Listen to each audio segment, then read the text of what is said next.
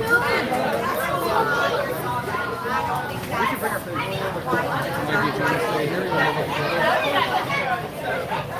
look, hey, look. This is what happens.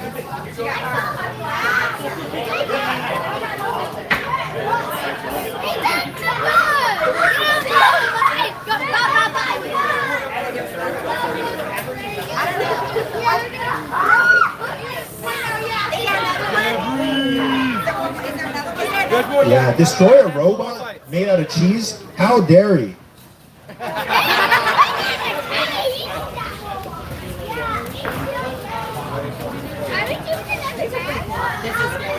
Alright, who's next? Who's next? Oh my goodness. We have some pedigree material on this tuning table here.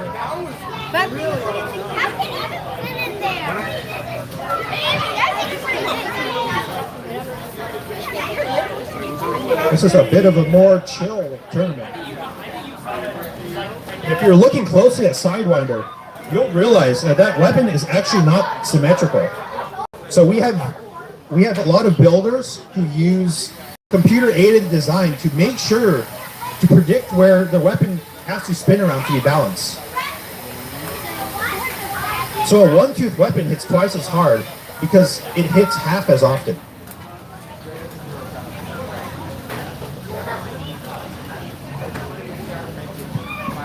Alright, so this is another drum spinner. Unlike Sidewinder, which has 4 wheels, Underbite only has 2. And that lets them put more weight into armor and more weight into the weapon. Our weight limit here is 1 pound. You can do basically whatever you want as long as you use the materials that are allowed and your robot weighs 1 pound.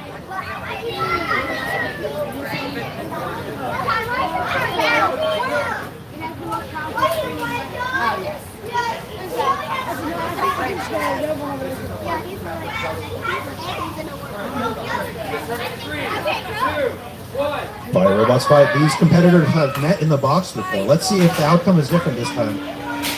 PETA, the red horizontal spinner, looking kind of like Tombstone. Oh wait. Oh, what's this? Underbite bouncing around a little bit. They lost a piece of their. Oh, but now PETA has lost a piece of their side armor.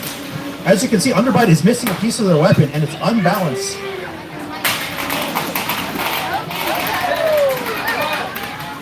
Underbite pinning here, trying to impress the judges. That'll help them if they can't get a knockout here. But you can hear that PETA's weapon is still going strong. They're going to try to point that thing at the drum of Underbite. But here, getting tipped off balance, stuck against the wall. They have few options here unless they can get to the middle of the arena and get composed again. Oh, and I think I see a few new screws on the top of PETA.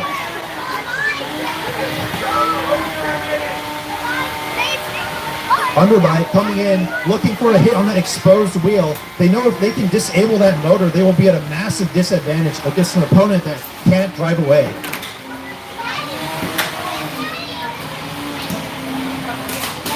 Oh, and there goes the other wheel guard. Both of PETA's wheels are exposed. One good hit could decide this match here. Underbite showing excellent control. They only have 2 wheels, but that is not stopping them. Another big, that may have been a piece of PETA's weapon. It's not sounding quite as smooth anymore.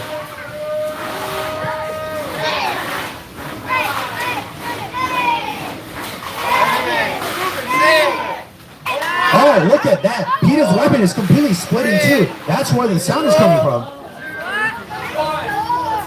That is the match. Saved by the bell. That robot is in pieces. And we're going to have to break up the vacuum cleaner for this one, ladies and gentlemen. That was a quick judge's decision. Underbite wins that match. So if you're watching our matches and wondering how you can get involved, you can start by trying our driving demo behind you. Those robots don't have spinning weapons, and they're perfect as an introduction because they're easy to build and they're cheaper. If you want to buy a kit, we have those available online as well. We got the last plant fight.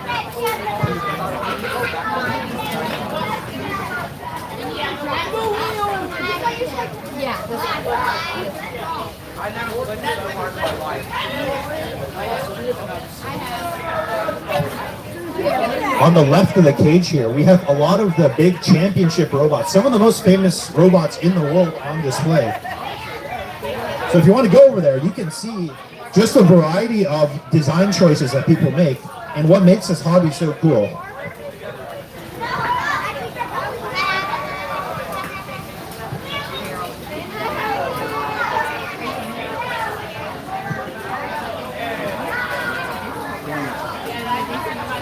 On the table over there is 2025 World Champion Repeater. They use the tactic of splitting up their weight 2024. Sorry. Oh, damn, it's already 2026. Never mind.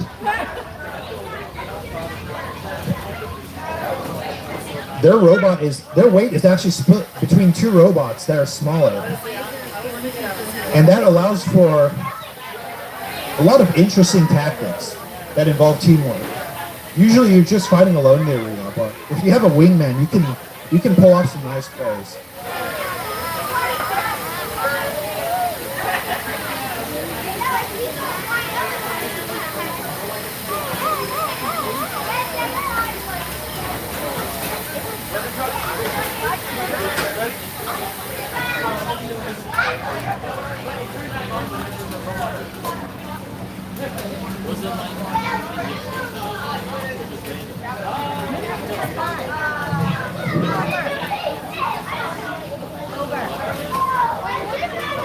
Okay, so we have another plastic amp class. Again, that is our entry-level class where metal parts are not allowed. Which is Double Soft, the one that looks like an Oreo, and Bergen Truck, named after a variety of cheese made from the milk of a polar bear.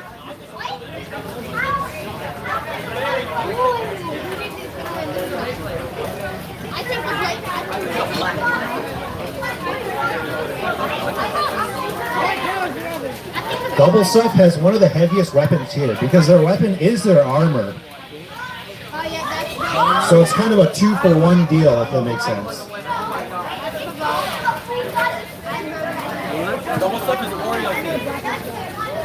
I'm surprised we haven't been sued yet for that. Fight begin.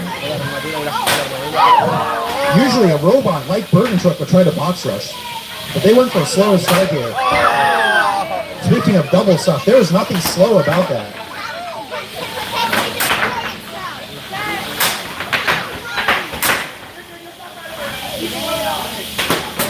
Double stuff running around like it's full of sugar, which they are. But the slope front of Bergen Truck is actually doing a great job of repelling those hits. Bergen Truck sent flailing around on each of these hits. They're able to get pointed every time though.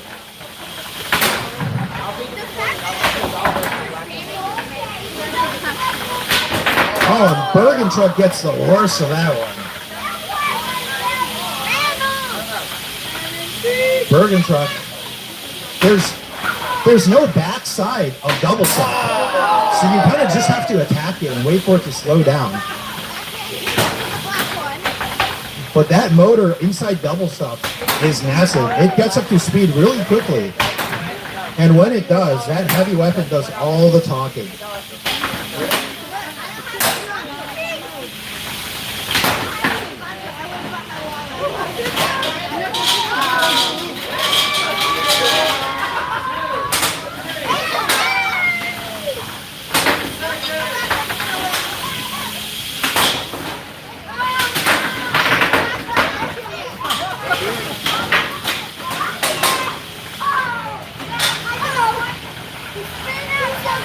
Oh, I think something is wrong with double stuff. They may be high-centered on something. Their wheels don't look like it's touching the ground. Dude, wow. That was a JD. Both these robots very durable. Those were some really big hits, but nothing like the damage we've seen in our last two.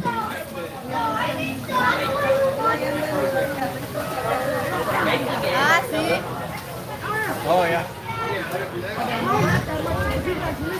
Our JD is in. Your winner is Bergen Truck.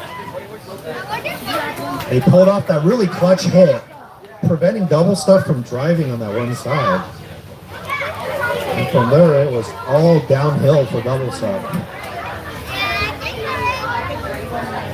One more? Give me one more? Yeah, there's gonna be more fights. Okay.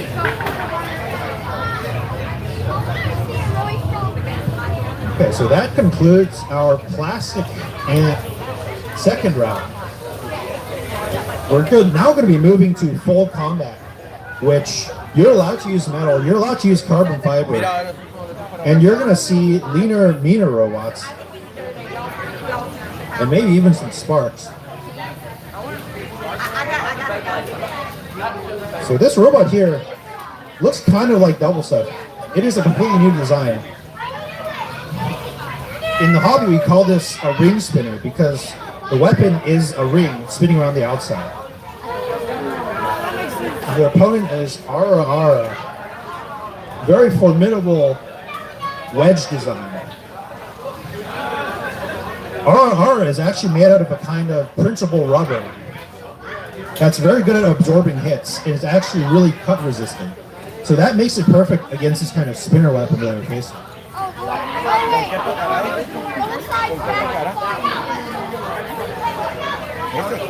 So we're going to see if Ara Ara is fast enough to slow down that weapon, or if Kaleidoscope can run away fast enough to get the hits that matter.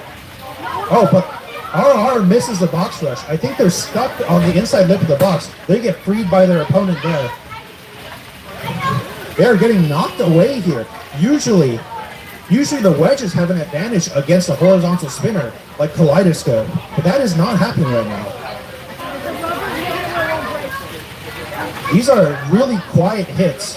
You can see the rubber on Ara Ara actually absorbing a lot of that energy.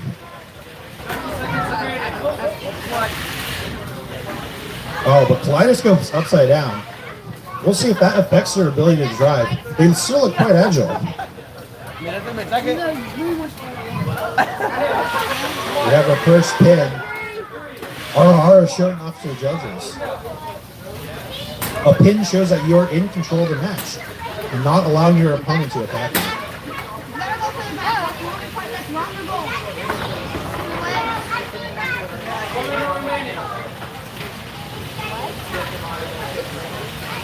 We have two cheese-themed robots here today. You think Ara Ara is one of them, but last I checked, that name means something completely different. So the smaller half, 3 hits.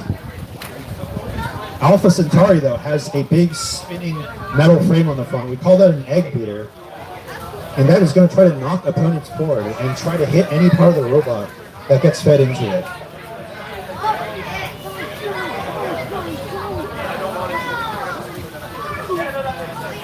The wedge on Muck is grade 5 titanium. That's the same stuff they use in fighter jets. It's great for armor too because it's really light and it bends right back into shape.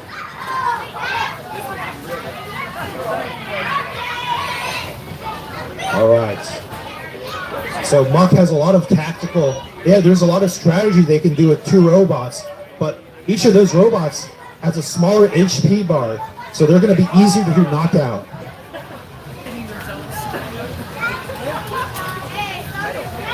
So let's see what the Muck team can pull off. They actually have 2 drivers. They're going to try to work together. Turn this into a team sport, really. We're off. Alpha Centauri up to speed quickly. They're sizing up Muck's wedge bot as the other half of Muck tries to go in for a hit, but it doesn't get by. Oh, but now Alpha Centauri getting pinned. There are wires exposed on the back of Muck. It only takes 1 hit to disable the main robot. And if more than half the weight all of the multi-bot is not moving, they get counted out. Oh, look at this. Alpha Centauri is comboing hits. Oh, the small robot goes flying a lot further than the big one would. But those low wedgelets on Muck, just getting under the frame of Alpha Centauri, they are actually doing very well head-on despite not having a weapon of their own. Smaller robot coming in on the side there.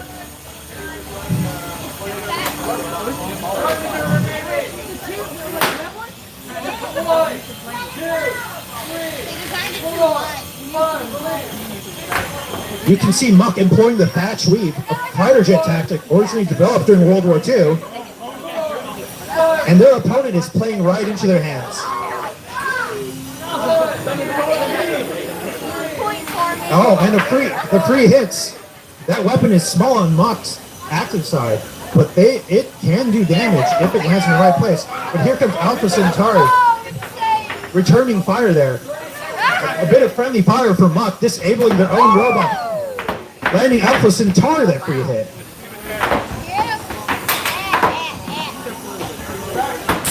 Oh, and almost to the ceiling. That was brutal. Alpha Centauri singling out that smaller robot. I think they realized they win weapon to weapon as we come down to our final 5 seconds. Oh, the ceiling shot. That is the end of the match. A very cat and mouse fight there. Alpha Centauri had the advantage, but Muck utilizing hit and run tactics to turn that match.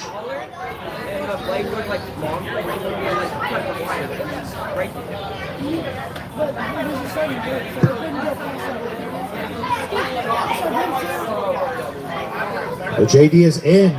The winner is Muck. Great job there. Very underhanded plays. So that is the last of this round. We'll have more fights at 2 o'clock. We're going to give our builders a little bit of time to repair and unwind so they can be ready for more fights later.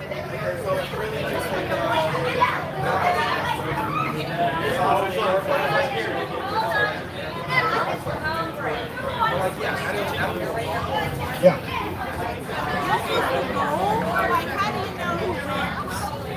Okay, so your primary goal is to stop your opponent from working.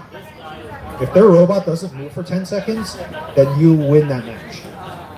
But if you can't beat them, you want to try to either do as much damage or try to manhandle them and try to control them as much as possible. Because those are the things you get points for in the judge's decision.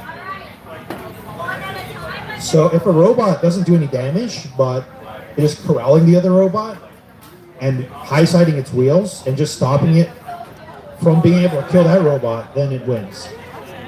It's the same